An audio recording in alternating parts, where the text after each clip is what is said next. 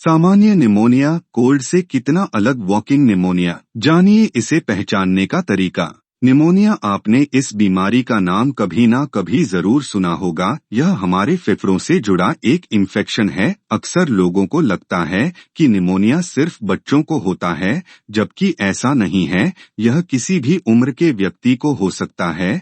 और निमोनिया सिर्फ एक तरह का नहीं होता, इसका एक रूप वॉकिंग निमोनिया भी है। देखिए, आमतौर पर जब किसी को निमोनिया होता है तो उसे फुल बेड रेस्ट की जरूरत पड़ती है, लेकिन वॉकिंग निमोनिया में निमोनिया होने के बाद भी व्यक्ति चलता फिरता रहता है। माने उसे इन्फेक्शन तो होता है पर लक्षण बहुत उभर कर नहीं आते हैं। कि वॉकिंग निमोनिया क्या है, ये क्यों होता है, इसके लक्षण क्या हैं, वॉकिंग निमोनिया सर्दी खांसी से कैसे अलग है, और अगर किसी को वॉकिंग निमोनिया हो जाए तो इससे बचाव और इलाज कैसे किया जाए। निमोनिया, जैसे हम जानते हैं, एक बड़ी संगीन बीमारी है जो लंग्स को इवॉल्व करती है। लंग्स के इन्फेक्शन को निमोनिया कहा जाता है। और निमोनिया जो है, जब पेशेंट को होता है तो मोस्टली हम देखते हैं वो बेड रिटर्न हो जाता है, या घर पर या हॉस्पिटल में। वॉकिंग निमोनिया एक ऐसी टर्म है जो टिपिकल निमोनिया भी जिसको कहा जाता है, जो पेशेंट को निमोनिया के साइंस उतने तेज नहीं होते, उतने सिग्निफिकेंट नहीं होते,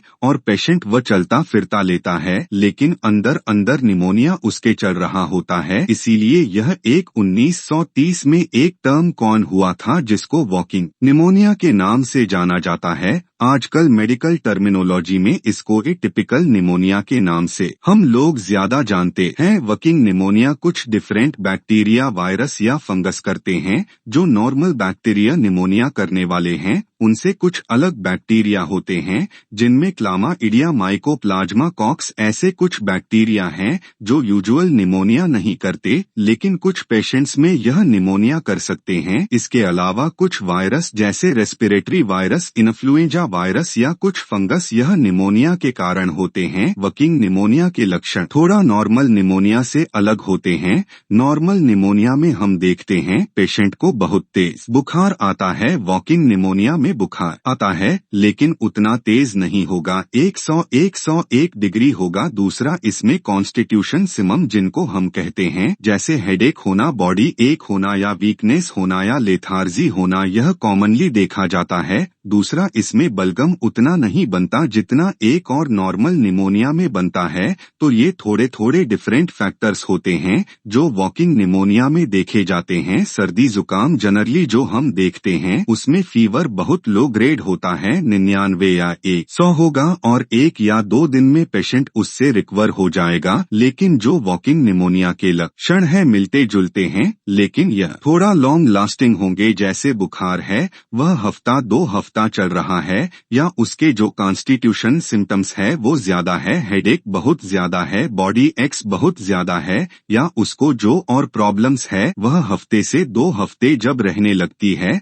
तो हम सोचते हैं कि इसको कुछ नाना कुछ इन्फेक्शन है। तो फिर हम उस मरीज को टेस्टिंग करके इसमें एक्सरे या सीटी स्कैन की मदद से हम इसका डायग्नोसिस बना सकते हैं। वॉकिंग निमोनिया का इलाज के बारे में बात करें तो यह एंटीबायोटिक्स भी इसमें दिए जाते हैं, और इसकी दवाइयां जनरली हफ्ते से 2 हफ्ता दी जाती हैं। टेंसिंग मास्क लगाना, स्मोकिंग छोड़ना, प्रॉपर वैक्सीनेशन लेना, और जो हाई रिस्क पेशेंट्स हैं जिनको पुरानी बीमारी है, वह पोल्यूशन से बचे या कुछ धूल मिट्टी वाले काम से बचे। तो यह जनरल प्रिकॉशंस इस निमोनिया में भी उतने ही वैलिड है। आम निमोनिया की तरह वॉकिंग निमोनिया का इन्फेक्शन भी संक्रमित व्यक्ति से दूसरे लोगों में फैल सकता है। इसलिए किसी को वॉकिंग निमोनिया अगर है या इसके लक्षण है तो वह तुरंत मास्क लगाएं, लोगों से दूरी मेंटेन करें और बिना देर किए डॉक्टर से मिले।